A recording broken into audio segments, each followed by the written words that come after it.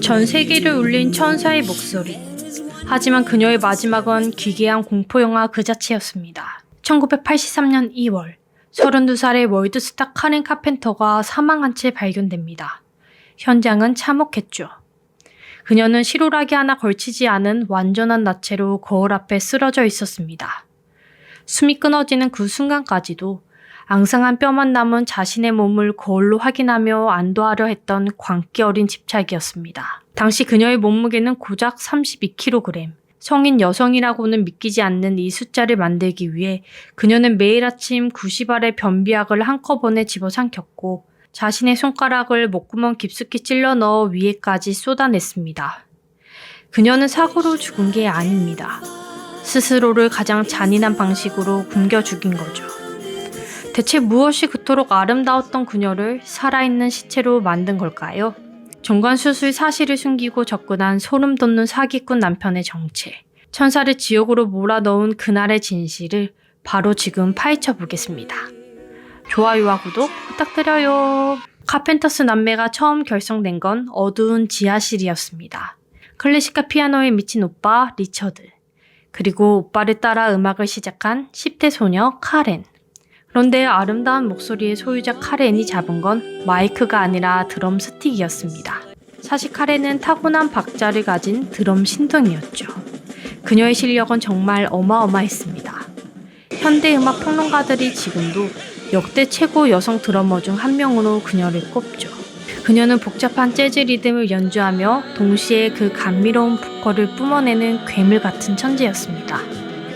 하지만 남매가 세상 밖으로 나오자 레코드사와 오빠 리처드는 잔인한 결정을 내립니다. 관객들은 드럼 뒤에 숨은 네 모습이 아니라 예쁜 얼굴을 원한다며 드럼 연주를 못하게 하고 무대의 정중앙으로 끌어낸 거죠. 내성적이었던 카렌에게 드럼은 유일한 안식처이자 방패막이었습니다. 드럼이라는 방패막을 뺏기고 조명 아래 발가벗겨진 듯 세워지는 순간 카렌의 마음속엔 자신의 몸매에 대한 지독한 불안과 거식증이라는 괴물이 자라나기 시작했습니다. 그러나 드럼 스틱을 버리고 마이크를 잡은 카렌의 목소리는 전 세계를 집어삼켰습니다. 1970년 전설의 비틀즈가 해체하며 남긴 마지막 1위 곡을 차트에서 밀어내고 왕자를 차지한 주인공이 바로 카펜터스 남매였죠. 전성기 4-5년 동안 판매한 앨범이 무려 전 세계 1억 장, 빌보드 1위 3곡을 포함해 빌보드 탑10 곡을 15곡이나 쏟아냈습니다. 이 기록 뒤엔 오빠 리처드의 광기 어린 천재성이 있었습니다. 소리를 겹겹이 쌓는 오버더빙의 1인자로 Yesterday Once More가 Close to You의 풍부한 화음을 만들어낸 거죠. 여러분, 오버더빙이 대체 뭘까요? 쉽게 말해서 목소리 복사 붙여넣기입니다. 한 사람이 노래를 부르는데 옆에 똑같은 목소리를 가진 사람이 10명, 20명이 더 있는 것처럼 들리게 만드는 기술이죠. 당시엔 컴퓨터도 없었습니다. 그런데 오빠 리처드는 카렌이 노래를 부르면 그걸 녹음하고 그 위에 또 녹음하고 또 녹음하는 과정을 수십 번 반복했습니다. 그 결과 분명 카렌 혼자 부르는데도 마치 카렌 수십 명이 한꺼번에 합창하는 것 같은 환상적인 사운드가 탄생한 겁니다. 사람들은 이 마법 같은 목소리에 홀려 앨범을 1억 장이나 사들였던 거죠. 카펜터스가 세상을 제패했을 때 카렌은 정작 집안에선 투명 인간이었습니다. 범인은 멀리 있지 않았죠. 바로 친엄마 아그네스였습니다. 엄마는 대놓고 오빠만 편애했고 카렌이 거식증으로 죽어갈 때조차 위로 대신 집안 망신이니 그만해라 라는 비수를 꽂았습니다. 어머니에게 카렌은 그저 천재 아들 리처드를 빛내주기 위한 소모품에 불과했죠. 평생 엄마의 사랑에 굶주렸던 카렌은 그 결핍이 다이어트로 가게 된 겁니다. 결국 카렌의 거식증은 상상을 초월하는 수준에 치달았습니다. 그녀는 주변을 속이기 위해 기괴한 연기를 시작했죠.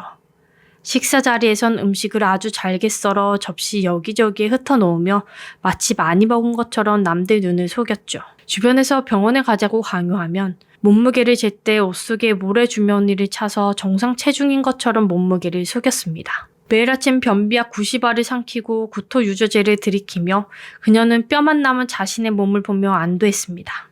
전 세계의 사랑을 받는 가수가 무대 뒤에선 단 1g의 살이 찌는 것을 막기 위해 스스로를 고문하고 있었던 겁니다. 그렇게 몸과 마음이 망가진 상태에서 카렌은 필사적으로 사랑을 갈구하며 결혼을 선택합니다. 사랑에 목말랐던 카렌에게 찾아온 결혼은 사실 시작부터 비극이었습니다. 결혼식을 딱 이틀 앞둔 날 남편 토마스가 정관 수술했다는 청천벽력 같은 사실을 알게 됩니다. 아이를 낳아 평범한 가정을 꾸리는 게 꿈이었던 카렌은 오열하며 결혼식을 취소하겠다고 선언했죠. 하지만 그때 엄마 아그네스가 카렌의 앞을 막아섰습니다. 딸의 인생보다 가문의 체면과 초대장 발송 비용이 더 아까웠던 엄마는 결혼식을 강행하도록 강요했죠. 결국 카렌은 엄마 강요에 못 이겨 도살장 같은 결혼식장으로 걸어 들어갔습니다. 14개월의 짧은 결혼 생활은 그야말로 생지옥이었습니다. 남편 토마스는 카렌의 돈으로 자기 사업을 벌이면서도 정작 카렌에게 인간으로서 차마 입에 담지 못할 폭언을 일삼았습니다. 거식증으로 뼈만 남은 그녀의 몸을 비웃으며 너 같은 여자랑은 징그러워서 잠자리도 못하겠다며 인격적으로 무참히 짓밟았죠. 결국 카렌은 이 지옥을 끝내기로 결심합니다. 이혼 서류에 최종 서명하기로 한 날을 불과 이틀 앞둔 1983년 2월 4일. 그녀는 남편이 자신의 재산을 단 한 푼도 가져가지 못하도록 유언장을 수정하고 서명을 마쳤습니다. 유언장의 잉크가 마르기도 전 그날, 그녀의 심장이 멈췄습니다. 발견 당시 그녀는 실오라기 하나 걸치지 않은 채 나체로 거울 앞에 쓰러져 있었죠. 32살의 나이, 32kg의 몸무게. 남편의 지독한 폭언 속에서 그녀가 마지막까지 안도감을 느낄 수 있었던 건 아이러니하게도 거울 속 자신의 앙상한 뼈뿐이었을 겁니다. 살을 빼기 위해 마셨던 구토제의 독성 성분이 오랜 세월 쌓여 신부전을 일으킨 거죠. 동생의 죽음 이후 홀로 남겨진 오빠 리처드의 삶도 무너졌습니다. 사실 리처드 역시 완벽한 음악을 만들어야 한다는 압박감에 시달리다 마약성 진정제에 심각하게 중독된 상태였죠. 동생이 뼈만 남은 채 죽어갈 때 그 역시 약물에 취해 동생을 지켜내지 못했습니다. 하지만 카렌의 죽음은 그에게 잔인한 각성제가 되었습니다. 그는 곧바로 재활시설에 입소해 지독한 약물 중독을 이겨냈고 이후 평생을 바쳐 카렌이 남긴 미공개 곡들을 다듬어 세상에 내놨습니다. 비록 카렌의 시간은 32살에 멈췄지만 리처드는 지금까지도 그녀의 목소리가 잊혀지지 않도록 기록하며 동생에 대한 속죄를 이어가고 있습니다. 가장 달콤한 목소리로 전 세계를 치유했지만 정작 단 한순간도 진실하게 사랑받지 못했던 카렌 카펜터.